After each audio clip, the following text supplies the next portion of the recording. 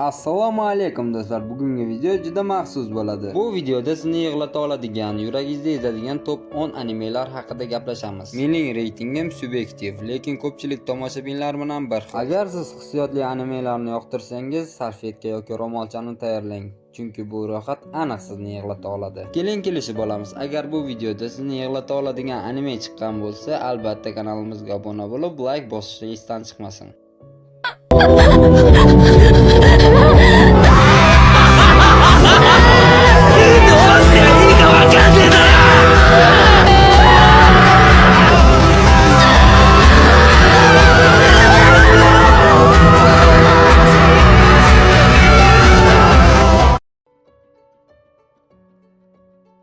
Apelsin 2016-yil chiqqan anime. Bosh qahramonimiz Naho Takami oddiy o'rta maktab o'quvchisi. Bir kun u kelajakdagi o'zidan xat oladi. Bu xatda uning sinfdoshi Kakeruning o'limi haqida yozilgan va uni qanday saqlab qolish uchun maslahat berilgan. Bu anime oddiy romantika emas, u vaqt tanlovi, u pushaymonlik haqida chuqur gapiradi. Har bir xatda Naho va uning do'stlari o'zgaradi. Ular Kakeruni saqlab qolish uchun harakat qilishadi, lekin hayot har doim ham oson emas. Nega bu anime yig'latadi? Qahramonlarning ichki kurashi juda haqiqiy. Bir-biriga yetarli darajada e'tibor bermaslik oqibatni ko'rsatadi. Kakeruning o'tmishi va ruhiy holati haqidagi sahnalar yurakni ezadi. Oxirgi qismlarda va ayniqsa xat ochilgan paytlarda yig'lamasdan bo'lmaydi. Ko'pchilik tomoshabinlar aynan shu joyda yig'lagan. Anime juda qisqa, atiga 13 ta qism va bir necha ovalardan iborat, lekin har bir qismi juda mazmun. She would never cheat, you never see her with a different guy. Ever tell you different, then it's a lie. See, that's my down bitch, see, that's my soldier. She keep that thing thing, if anyone goes there,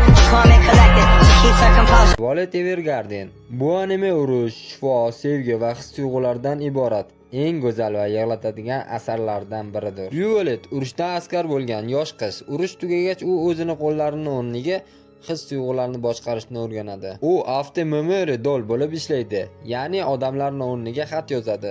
Har bir epizodda turli odamlarning hayoti, sevgisi, pushaymonligi va ayrilig'i ochiladi. Nega aynan yig'latadi deysizmi? Ayniqsa 10-qismi ko'pchilikning fikricha anime tarixidagi eng kuchli yig'latadigan epizodlardan biri bo'lgan. Uning ustiga bu anime grafikasi shedevrdir.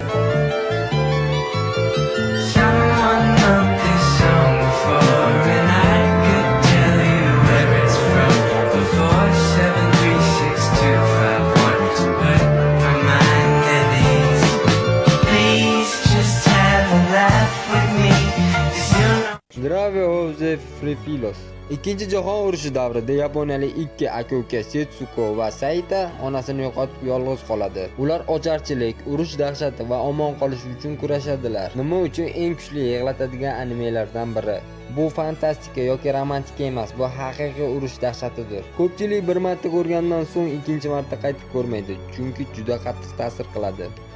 Chiqqan bu film atiga 45 daqiqalikdir. Janrlari drama, romantika, fantastikadir. Yozgi ta'tilda kichkina qiz Hatori har yili bobosining uyiga boradi. U yerda sirli o'rmonda Gin ismli yigit bilan uchrashib qoladi. Gin odamlarga yaqinlasha olmaydi, chunki unga tegsa g'oyib bo'ladi. Ular har yozda uchrashib do'stlikni davom ettirishadi. Vaqt o'tishi bilan Hatori ulg'ayadi. Qisqasi, spoiler qilmaymiz. Nima uchun yig'latadi? Juda sodda, lekin nihoyatda iliqlik va qayg'u bilan to'la. Sevgi, vaqt o'tishi va ayriliq mavzusi juda kuchli berilgan. Oxirgi 10 daqiqasi esa ko'pchilikni yig'latib yuboradi.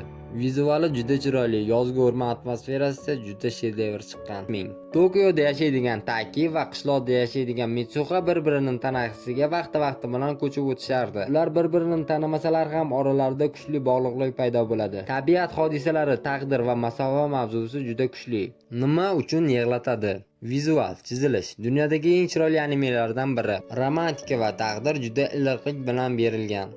Oxirgi 15 va 20 daqiqalarda ko'pchilik yig'laydi. Shoya maktabdagi kar qiz, Shoko unga zo'ravonlik qiladi. Yillar o'tgach u xatosini tushunib yetadi. Shoko bilan yana uchrashadi va kechirim so'raydi. Do'stlik va o'zini o'zgargani haqida hikoya boshlanadi. Nima uchun yig'latadi? Maktabda qiynalish, pushaymonlik va kechirim mavzusi juda real ko'rsatilgan. Shoko, kar qizning hissiy tuyg'ulari va yolg'izlik juda ta'sirli ko'rsatilgan. Oxirgi qism, ayniqsa ko'prik sahnasi ko'pchilikni yig'latadi. Animatsiya va musiqaga gap bo'lishi mumkin emas. Men seni oshqozon osti besingni yemoqchiman. eng mashhur yig'latadigan romantik dramalardan biri. Kitobi, animesi va filmi ham bor. Eng mashhuri 2018-yilda chiqqan anime filmidir. 1 soat 55 minutlik. Oddiy, biroz sovuqqon yigit Hakuri sinfdoshi Sakuraning sirini bilib qoladi. Qiz jiddiy kasal, oshqozon osti bezi saratoni. Ular do'st bo'lib, qizni qolgan umrini mazmunli o'tkazishga harakat qilishadi. Nima uchun yig'latadi?